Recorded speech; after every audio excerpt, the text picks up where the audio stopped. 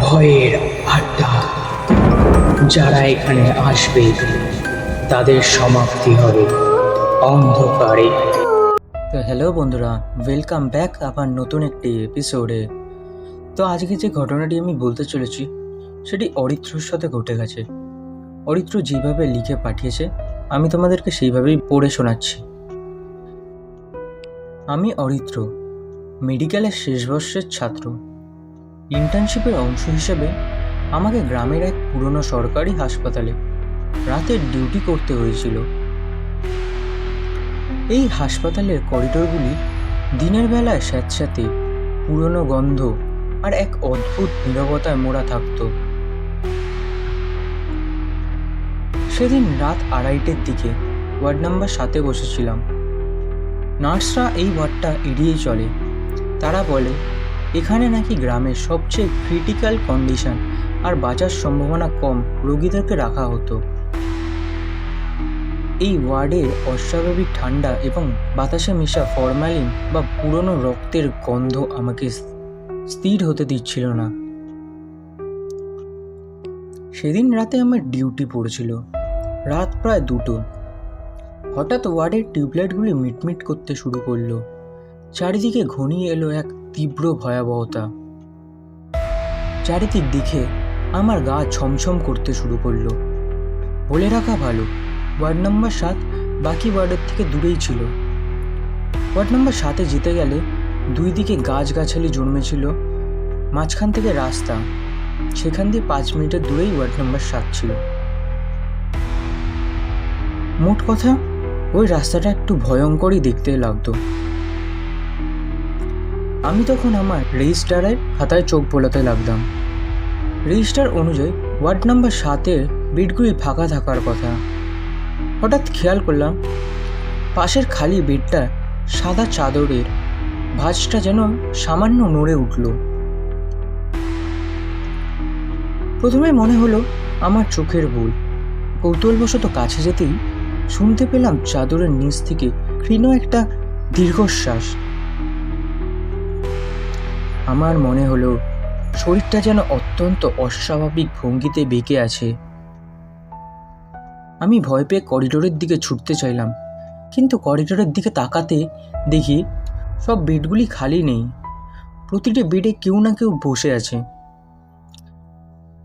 তাদের মুখের চামড়াটা অতিরিক্ত টান টান। কোনো সাধারণ মানুষ এমন হতে পারে না। কারো আবার গলা থেকে বুক পর্যন্ত সেলাই করা, কারো চোখগুলো ঠেকড়ে বেরিয়ে আছে। দেখে আমার অস্বস্তিকর লাগতে শুরু করলো। কেবল অস্বাভাবিক ঠান্ডা দৃষ্টি নিয়ে তাকিয়ে আছে আমার দিকে। আমি দরজার দিকে ছুটলাম, কিন্তু দরজাটা যেন আটকে গেছে। তখনই শোনা গেল কর্মর শব্দ। একটা বেড কাঁপছে।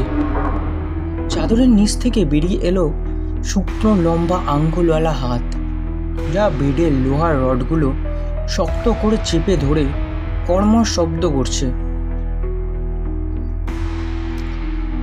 আমি আতঙ্কেই দেখতে গেলাম সব বেডের অদ্ভুত রোগী ধীরে ধীরে পুতুলের মতো অস্বাভাবিক ধীর গতিতে উঠে দাঁড়াচ্ছে। তারা সবাই একসাথে আমার দিকে আঙ্গুল উঠিয়ে কি যেন একটা ইঙ্গিত করছে। আমি প্রাণপণে দরজা ঠেলতে লাগলাম। হঠাৎ দরজা খুলে গেল আর আমি বেরিয়ে পড়লাম করিডোরে। আমার তখন নিঃশ্বাস বন্ধ হয়ে গেল আর সব কিছু আমি ঘোলাটে দেখতে লাগলাম। এরপর আমি অজ্ঞান হয়ে গেলাম। তারপর আমার আর কিছু মনে নেই। পরের দিন সকালে আমাকে হাসপাতালের বেঞ্চে অজ্ঞান অবস্থায় পাওয়া গেল। ডাক্তাররা বললেন আমি তীব্র মানসিক চাপে ভুগছিলাম। তখন আমি নার্সকে ডেকে বললাম ওয়ার্ড নাম্বার 7-এ কোনো রুগী আছে কিনা। তখন নার্স আমাকে বলল বেডগুলি তো 5 বছর ধরে খালি, ওখানে কেউ আসে না। একটা অ্যাক্সিডেন্টের কারণে অনেক রুগী 5 বছর আগে মারা গিয়েছিল। তারপর দিয়ে আর ওই রুমে কাউকে রাখা হয় না। আমি হাসপাতাল থেকে ইন্টার্নশিপ ছেড়ে ফিরে এলাম বাড়িতে, কিন্তু সেই রাতের ঘটনা আমার মন থেকে মুছেনি। আমি জানি ওয়ার্ড নম্বর 7-এর রোগীরা কেবল গুজব নয়। আমি আজও ভয় পাই।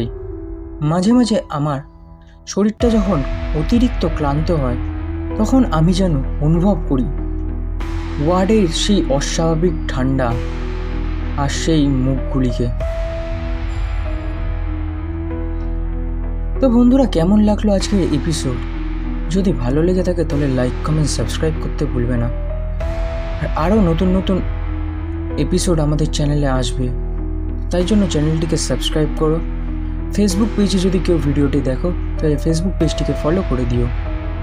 তোমরা যদি কেউ ঘটনা পাঠাতে চাও আমাদেরকে, তাহলে নিচে দেওয়া ইমেলে মেল করে আমাদেরকে ঘটনা পাঠাতে পারো। তোমাদের ঘটনা আমরা আমাদের চ্যানেলে শোনাবো। তো চলো, আবার দেখা হবে নতুন একটি এপিসোডে। ততক্ষণের জন্য সবাই ভালো থেকো, সুস্থ থেকো।